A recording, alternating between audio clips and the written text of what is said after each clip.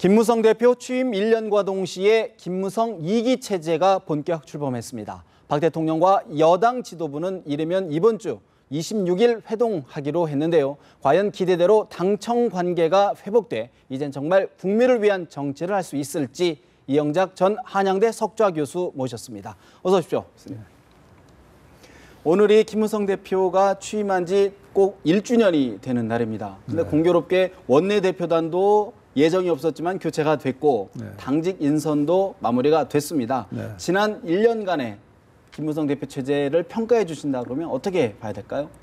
지금 평가받는 것 중에 이제 그 김무성 대표가 당청 관계를 대등하게 가져가겠다라는 얘기를 한 것에 대해서 아마 이제 그것이 실패했기 때문에 결국 김무성 대표는 실패하고 있는 거 아니냐 이제 이런 평가를 받고 있는 것 같은데요.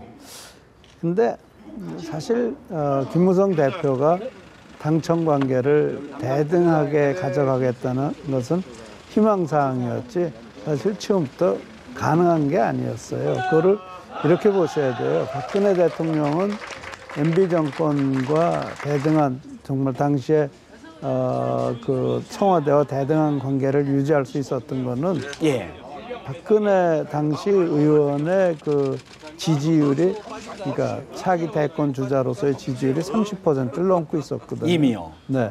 그러니까 차기 대권 주자가 될 것이라는 것에 대해서는 움직일 수 없는 그런 그 상황이었기 때문에 MB 정권에서도 어쩔 수 없었죠. 그러나 김무성 대표는 당대표가 되기 전에는 한 자리 숫자였고 당대표가 되고 나서 이제 뭐 10%대 오락가락하다 최근에 와서 한 20%대 가고 있거든요. 그러니까 그런 힘을 가지고는 절대 그 당대표가 대통령과 대등한 입장이 될 수가 없어요. 네, 그래서 이 김무성 대표가 처음부터 당청 관계를 대등하게 가져가겠다는 거는 처음부터 도달할 수 없는 고을이었죠. 어떤 구호였다 이런 일종의 말씀이시군요. 구호였죠. 네. 그래서 그러나 이제 만약에 앞으로 그 김무성 대표의 지지율이 뭐 한 25%, 30%를 넘어가기 시작하면은 그 다음에는 청와대도 김무성 대표를 쉽게 대하지 못할 겁니다. 그 김무성 대표가 그 실패라고 그런다면요. 그냥 국회의장, 당대표, 또 원내대표 모두 다 유승민 원내대표가 있을 당시에 완전히 다 비박이었단 말이에요. 그렇죠. 그래서 금년 초만 하더라도 이게 이제 완전히 정말 실질적 요소 야대다 이렇게 됐는데 결국 이 유승민 체제에서 입법이 완전히 실패하지 않았습니까? 그러니까 여당 또 청와대 입법을 전혀 충족시켜주지 못하면서 이 당이 공격을 받을 여지를 열어둔 거죠. 네, 그러니까 박근혜 대통령이 정당한 이유를 가지고 당을 친 거예요. 네, 그러니까 당으로서는 응답을 할 수가 없죠. 그런 건 자기네들 해놓은 게 없으니까. 그러니까 청와대에서 어떤 정책적인 걸 추진했을 때 그걸 입법으로 뒷받침을 못했기 때문에 결국 거기서 공백이 생기면서 그 공백을 만들어 준 것이 김무성 체제의 실패라면 가장 큰 실패고요. 그러나 6.25 그 대통령 담화문이 발표되고 나서 제일 우려됐던 부분은 과연 포스 유승민을 어떻게 가져갈 것이냐는 것이 걱정이 됐었는데 그 당시에 비박하고 비노가 같이 정치 세력을 만드는 거 아니냐. 그래서 상당히 많은 사람들이 당이 분열될 수도 있다라는 삼지대의 신당을 만드는 건 아니냐. 그런 얘기도 있었는가 하면은 이번 포스 유승민으로서는 그다음에 김무성 대표가 바로 이제 타겟이 될 것이다. 이제 이런 얘기들이 굉장히 많이 회자가 됐는데 그거를 다 극복을 하고 포스 유승민 체제를 완전히 좀 안정시켰단 말이에요. 그런 점에서는 정말 그 위기를 굉장히 관리를 잘했다.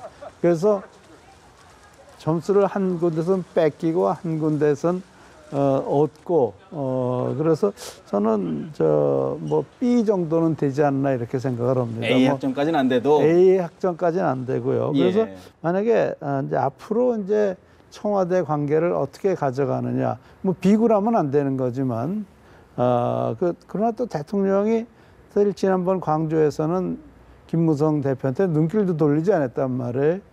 그래서 그런 정말 얼음이 얼려 있는 그런 상황을 어떻게 잘 극복하고, 그것도 더 중요하게는 청와대가 원하는 4대 개혁 입법을 예. 어떻게 성공리에 이끌어가느냐, 국회에서 그것을 성공한다면은 이 2기에서는 뭐 A를 받을 수도 있겠죠. 대통령의 전폭적인 지지를 또 받을 수 있겠다는 가정들은 대통령의 지지를 받는 게 중요한 게 아니고요. 예. 제가 봤을 땐 그거는 전혀 중요하지 않아요. 김무성 대표가 대통령이 원하는 그 4대 개혁 입법을 성공리에 이끌고 나가는 것이 중요합니다. 네. 네, 그러니까 이 국회라는 것은, 당이라는 것은 입법을 위해서 있는, 여당은 대통령이 원하는 법을 만들어주는 역할을 하는 것이 가장 중요한 기능이거든요. 대통령하고 대통령이 김무성 대표가 좋건 싫건 그건 전혀 중요하지가 않아요. 특히 여당의 입장에서는 네. 그 역할이 더 중요하다는 말씀이시고요. 입법을 하는 게 성공적인 입법이 더 중요하죠. 네. 그러면 사실 김무성 대표가 이제 새로 당직 원내대표단을 다 구성을 했는데 네. 일부에서는 그게 뭐랄까 수평적 당청 구조보다는 수직적 구조를 좀 더 심화시키는 것 아니냐라는 우려도 있단 말이죠. 그런데요, 수직적이건 수평적이건요, 그건 전혀 중요하지가 않은 게요. 예. 박근혜 대통령이 원하는 건 4대 개혁 입법이라고요. 그것이 수직적인 되든 관계에서 만들어지건 수평적인 관계에서 만들어지건 그 입법만 하면 되는 거 아니에요. 네. 이게 중요한 걸, 목표를 청와대와 관계가 목표가 아니고 법을 만드는 것을 목표로 삼는다면 이게 수직이냐 또는 수평이냐는 전혀 중요하지가 않은 거죠. 그렇다 그러면 자연히 드는 궁금증은 지금 현재 국회 상황에서는 야당의 협조 없이는 어떤 입법 활동이 사실상 매우 어려운 거 아닙니까? 국회 이른바 선진화법. 네. 그러면 야당과의 어떤 관계도 매우 중요한 시점 아닐까요? 그러면? 야당과는 제가 생각했을 때는요, 채찍과 당근의 어프로치를 가야 되고, 그 다음에 국회 선진화법에 대해서는 최대의 압박을 가야 된다고 생각합니다. 네. 이제 보세요. 이 유승민 체제가 실패한 가장 큰 이유는 야당한테 양보를 해주고 뭐를 주면은 이쪽에 줄 거라고 믿은 거예요. 반대급부가 있을 것이다. 정의화 의장도 연말에 그랬잖아요.